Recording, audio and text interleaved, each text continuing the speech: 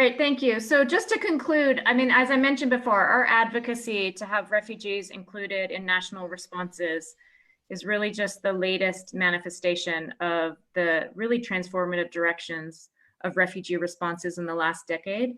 There was the New York Declaration in 2016, the Global Refugee Compact endorsed by all UN member states in 2018, and the vision is for refugees to be empowered as productive members of society, as Edith was saying, pursuing self-reliance, contributing to their communities wherever they are. And last December at the first Global Refugee Forum, there were many African governments who made commitments to further the inclusion of refugees in their national systems.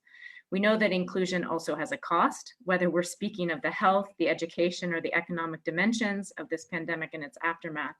And so we are continuing, as I noted, to make the case to the appropriate institutions, the World Bank, IMF, and bilateral donors, that governments should be supported in taking this approach when they're addressing the socioeconomic impacts of the pandemic. And I think that's an important advocacy and lobbying point that we welcome anybody to join us in. So thank you, and I look forward to your questions.